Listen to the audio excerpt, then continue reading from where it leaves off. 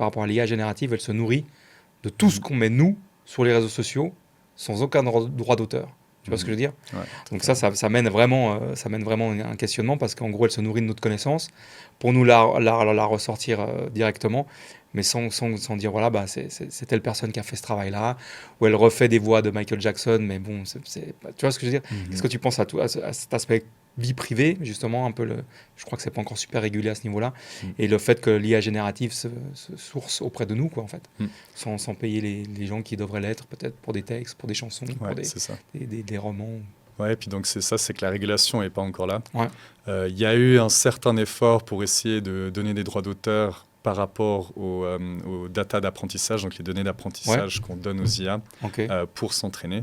Il y a un peu un mouvement pour essayer de trouver une manière de rémunérer, par exemple, tous les médias et les journalistes qui ont travaillé pendant des années, qui ont fait leur recherche, qui ont vraiment publié des choses crédibles. Et ensuite, l'IA va tout apprendre de ça, et gratuitement, sans rien donner en retour.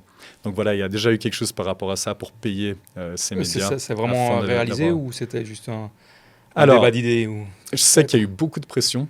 Je sais qu'il y a eu, surtout en Amérique en fait, donc c'était les médias américains, dont aussi le Guardian au Royaume-Uni. Et donc il y a eu beaucoup de pression pour se faire énumérer, pour soit pas donner accès aux IA pour apprendre, soit justement être rémunéré par rapport aux données qu'ils utilisent. J'ai pas suivi où ça en est maintenant. Je pense que ça va se positionner. C'est un peu comme quand Spotify a débarqué dans le monde de la musique, tu vois. Ça a dû se positionner. Il y a toujours un moment où c'est l'arrivée vers l'or. Je pense qu'ils vont se faire beaucoup. Bon, quoi que tu me diras qu'en OpenAI, c'est en déficit, quoi. Mais bon, bref, ça c'est une autre question. Mais c'est vrai que je pense qu'il y a un moment un peu de vague comme ça. On ne sait pas trop, c'est pareil, légiférer. Puis après, je pense que ça va se positionner naturellement un petit peu en disant effectivement on va rémunérer telle personne par rapport à son truc, quoi. Ou bien justement peut-être les entités plus grandes qui peuvent mettre pression pour être rémunérées le feront, mais les populations lambda comme on avait avec les réseaux sociaux, si tu veux t'amuser tu donnes tout. Et le pire c'est qu'on le fait avec plaisir, tu vois. On est gentil, l'humanité est gentille. Et du coup sur le côté justement protection de la vie privée, tout ça, quelle est ta position? Parce que je crois que c'est pas encore super cadré, enfin. Il y a des gens qui l'utilisent comme un psychiatre, un psychologue, enfin, c'est ça. Donc, c'est fou, quoi. Ce qu'il faut savoir, c'est surtout que c'est pas forcément l'IA qui est envahissante, on va dire, qui prend ces données. C'est surtout les entreprises, comment elles l'utilisent pour entraîner ces IA. Et donc, tu peux avoir des modèles open source, par exemple, qui sont créés avec du training data, avec des données d'entraînement.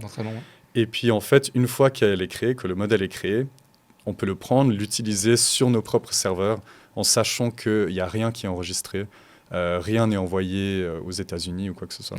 Je prends l'exemple de l'outil qu'on développe. Donc, on sait très bien que les outils américains, que ce soit Anthropic avec Claude ou bien OpenAI avec ChatGPT, c'est vraiment les plus performants. On ne peut pas vraiment faire une compétition contre ça. Ils ont tellement d'investissements, tellement de moyens. Donc voilà, il faut savoir, est-ce qu'on a vraiment besoin de la meilleure technologie disponible? Et dans ce cas-là, on sacrifie un peu nos données personnelles. Ou bien on trouve une manière de les censurer. Voilà, c'est faisable aussi. Ou bien on sait que par rapport à nos besoins, on n'a pas besoin de la meilleure technologie qui existe et que des modèles open source qui existent déjà, même la Suisse, ils en ont fait un, Aperture, je crois que ça s'appelle. Et alors, je l'ai essayé. Voilà, c'est un début ici de la Suisse. Non, franchement, moi, je suis très content que la Suisse ait fait ça. En plus, c'est vraiment entraîné sur des informations multilangues. Il y a plus de 1000 langues là-dedans.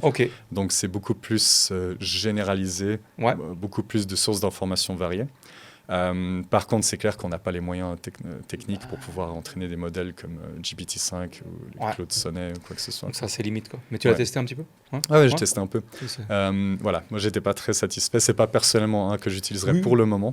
Mais c'est vraiment, en fait, il faut surtout se dire c'est une base sur laquelle on peut construire. Donc toi, en entreprise, si j'ai bien compris par rapport à ton éthique et tes valeurs, quand tu proposes un produit en entreprise, c'est vraiment dans le domaine de, justement, c'est très privatisé, il n'y a pas de données qui sont gardées, enfin, c'est très transparent. En fait, la base de tout ce qu'on a fait, c'est donc hosté en Suisse, sur des serveurs suisses. Nous, on contrôle même l'authentification aussi, c'est en Suisse.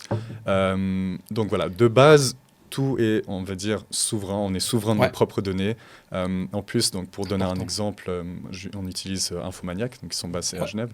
Et moi, j'aime beaucoup ce qu'ils font parce qu'on va dire c'est un peu le Google de la Suisse, à notre propre taille. Et ils font vraiment un effort au niveau de la consommation d'énergie aussi.